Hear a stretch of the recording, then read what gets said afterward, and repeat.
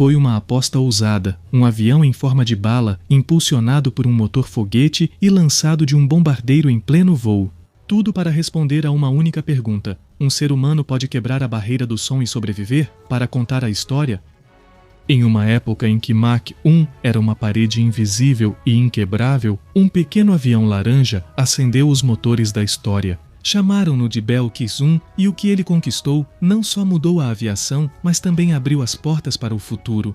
Ao voo supersônico, aos caças de nova geração e até mesmo a parte da corrida espacial. Também neste vídeo vamos ver o X-2 e o X-3 Stiletto. Esta não é apenas a história de uma aeronave experimental, é a história de uma revolução. Bem-vindos a mais um vídeo da Aeropedia do mundo da aviação.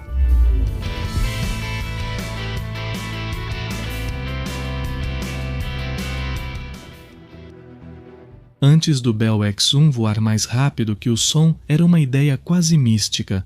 Os aviões a hélice começavam a experimentar vibrações, instabilidade e até desintegração quando se aproximavam da velocidade do som. O fenômeno era tão enigmático que recebeu um nome à altura, a barreira do som, mas na verdade não era uma barreira física, e sim um conjunto de efeitos aerodinâmicos que os engenheiros ainda não entendiam completamente.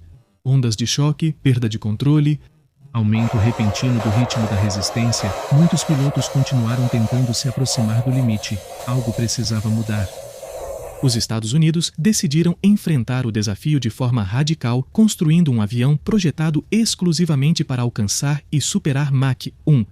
Para saber mais sobre a barreira do som e sua história, assistam ao vídeo No Mundo da Aviação. Vou deixar no final para vocês. Depois, a responsabilidade caiu sobre a Bell Aircraft, uma empresa que já havia trabalhado em projetos inovadores. O conceito era claro: um avião pequeno, robusto, sem hélices nem turbina, impulsionado por foguetes. A forma precisava ser aerodinamicamente estável em altas velocidades, e para isso, eles se inspiraram exatamente em uma bala de fuzil calibre 50. Um objeto que se sabia que podia superar a barreira do som perfeitamente. Assim, nasceu o Bell X-1, que tinha asas retas, fuselagem esguia e um design simples e compacto. Tinha pouco mais de 9 metros de comprimento, com uma envergadura de 8,5 metros. Sua estrutura era totalmente metálica, sua cabine pressurizada, algo incomum para a época, mas o mais revolucionário era sua propulsão. O motor foguete XLR-11 da Reaction Motors, com 4 câmaras de combustão ajustáveis individualmente, capaz de gerar um total de 26.500 newtons de empuxo. O local escolhido para os testes foi o deserto de Mojave, na Califórnia, mais especificamente na base aérea de Muroc, hoje conhecida como Base Edwards. Era lançado de um B-29 modificado, suspenso sob a asa como se fosse uma bomba. O piloto de testes Chuck Yeager, veterano da Segunda Guerra Mundial, foi selecionado para as primeiras missões.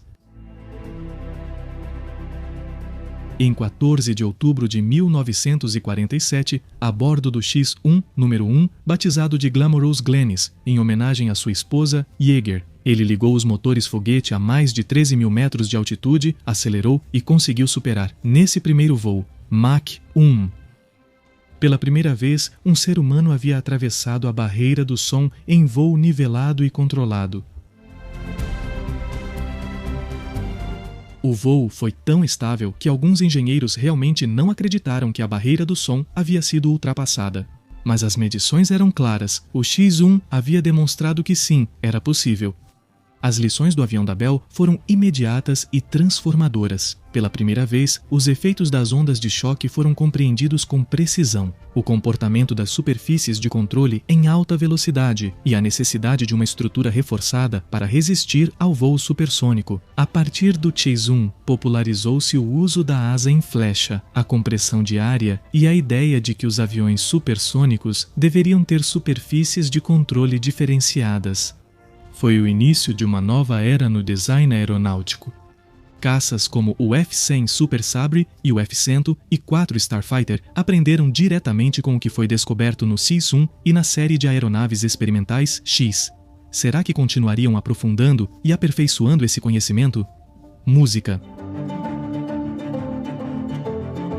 Olhem essa imagem que achei muito curiosa, de como o piloto passa do avião B-29 para o X-1 em pleno voo. Música.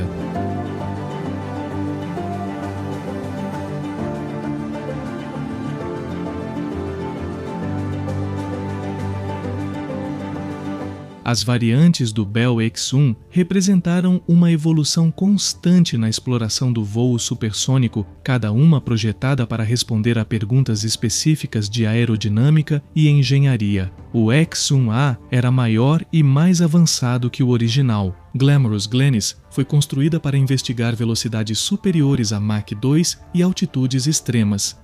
Com Chuck Yeager também nos controles dessa nova aeronave, atingiu Mach 2,44 e enfrentou o perigoso fenômeno do acoplamento de inércia. Uma perda violenta de controle que quase terminou em tragédia, mas que permitiu identificar um dos maiores riscos do voo hipersônico. Logo no início, embora tenha alcançado recordes de altitude e velocidade, acabou destruído após uma explosão em solo. Música. O X-1B, por sua vez, concentrou-se no estudo do aquecimento aerodinâmico com mais de 300 sensores distribuídos em sua estrutura, e foi pioneiro ao testar um sistema de controle por foguetes de reação, tecnologia que mais tarde se tornaria essencial em programas como o X-15 e na astronáutica.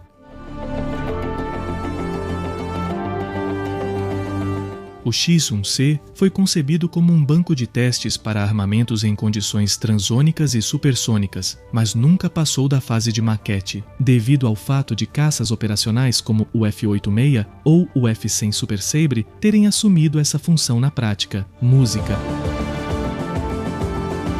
Em paralelo, o X-1D foi o primeiro da segunda geração de aviões-foguete voltados para investigar a transferência de calor e com um sistema de combustível aprimorado.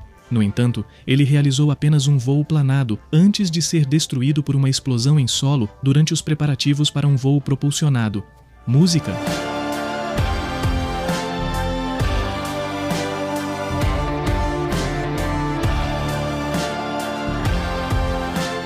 Finalmente, o X-1E surgiu da reconstrução da fuselagem anterior e concentrou grande parte das lições aprendidas. Incorporou uma asa ultra fina, um assento ejetável, um novo sistema de combustível e uma instrumentação completa para registrar esforços estruturais e aquecimento. Sob o comando de Joe Walker e John Mackay, superou Mach 2 e tentou se aproximar de Mach 3, mas devido a problemas estruturais, foi definitivamente retirado de serviço em 1990.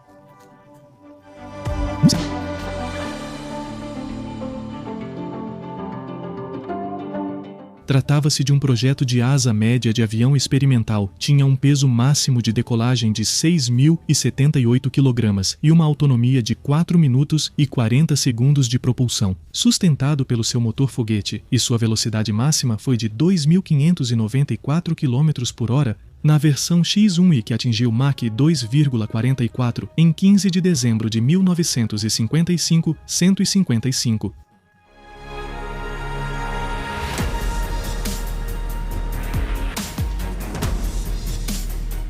O próximo passo foi o Bell X-2. Se o X-1 havia alcançado o voo supersônico, o X-2 buscava explorar o voo em velocidades hipersônicas, ou seja, entre Mach 2 e Mach 3. Esse novo avião tinha um design mais aerodinâmico, asas inclinadas para trás e uma cabine totalmente encapsulada, cabine que havia sido testada nos protótipos seguintes do X-1B. Também incorporava um motor foguete mais potente e um revestimento resistente às altas temperaturas geradas pelo atrito do ar em altíssimas velocidades.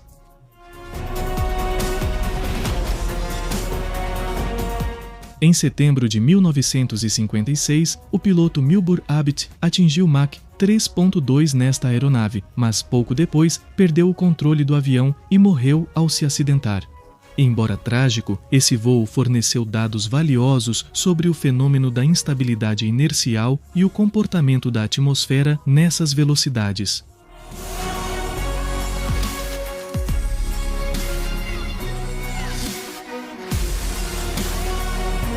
O X-3, por outro lado, teve uma história diferente. chamado de estileto por seu design longo e fino, foi projetado para atingir Mach 2 em voo horizontal, usando motores a jato em vez de foguetes. O objetivo era simular o comportamento de futuros aviões de combate supersônicos. No entanto, seus motores não eram potentes o suficiente, mal ultrapassou Mach 1,2 em mergulho. Apesar disso, o X-3 foi fundamental para o estudo da configuração de asas trapezoidais e do fenômeno conhecido como flutter ou vibração estrutural. Sua influência foi fundamental no desenvolvimento do F-104 Starfighter, cujo design derivou diretamente do X-3. Embora esses 3 aviões compartilhassem o mesmo espírito experimental, suas características técnicas eram muito distintas. Cada um foi uma resposta específica aos desafios da época. O X-1 era o mais compacto e robusto, com uma fuselagem de 9,4 metros de comprimento e asas retas, com 8,5 metros de envergadura. Era essencialmente uma cápsula de aço voadora. Seu motor foguete XLR-11 queimava uma mistura de oxigênio líquido e álcool etílico, permitindo alcançar Mach 1,2 em voo nivelado. Não tinha trem retrátil, seu trem de pouso era fixo como o de um planador reforçado. Por outro lado, o Bell X-2 era mais refinado e perigoso, media 11,6 metros e tinha asas enflechadas com 10,7 metros de envergadura, e sua estrutura foi projetada com ligas de aço inoxidável e cobre, berílio para suportar as altíssimas temperaturas do atrito aerodinâmico em velocidades superiores a Mach 3. Seu motor era um Curtiss-Wright XLR-25 com 2 câmaras de combustão, com uma potência mais que o dobro da do X-1, mas essa potência vinha com um custo. O controle era extremamente difícil. Por fim, o Bell X-3 era um projeto avançado para sua época, mas com motores bastante fracos. Sua estrutura se estendia por mais de 11 metros, com asas trapezoidais extremamente pequenas, projetadas para reduzir a resistência em alta velocidade. Sua forma alongada era ideal para perfurar o ar supersônico, mas os motores Westinghouse J-34 simplesmente não entregavam a potência prometida. Com um peso de mais de 5 toneladas, o X-3 era pesado demais e subpotente para alcançar seus objetivos, embora seu design tenha inspirado aviões bem mais bem-sucedidos.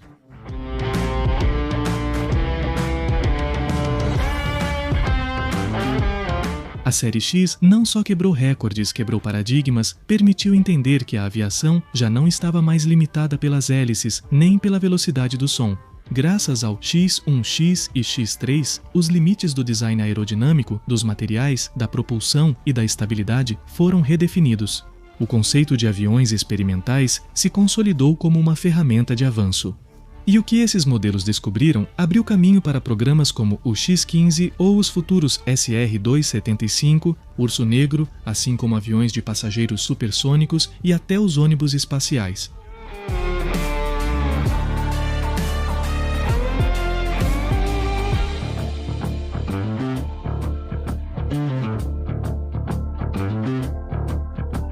Hoje, o Bell X-1 está pendurado no Museu Nacional do Ar e Espaço, em Washington, como um símbolo de ousadia e conhecimento. Foi uma declaração de intenções?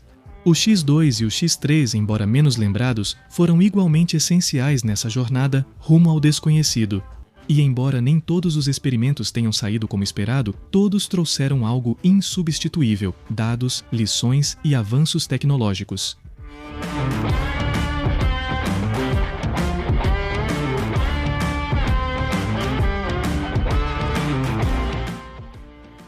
Espero que estejam gostando do vídeo. Aliás, queria anunciar que já está disponível a 3ª edição dos arquivos da Aeropedia, onde vocês podem acessar toda a história e dados técnicos de cada aeronave. Neste caso, interceptadores da Guerra Fria, com aviões como o F-14, Tomcat, o Su-57, 2 dos meus aviões favoritos para quem me conhece. E como já está disponível para ser baixado, deixo o QR para acessar pelo celular e nos links que deixo abaixo na descrição do vídeo e no primeiro comentário fixado. Eu realmente estou enlouquecido com essas entregas, eu gosto muito de fazê-las e gosto de compartilhar com vocês. Para os verdadeiros fãs de aviação que gostam de compartilhar essas informações, Compartilhem este vídeo com outros apaixonados por aviação que desejam essas edições. Juntos, criaremos uma enciclopédia para alcançar mais pessoas. Espero que tenham gostado deste vídeo. Meu nome é Marcos e esta é a Aeropedia.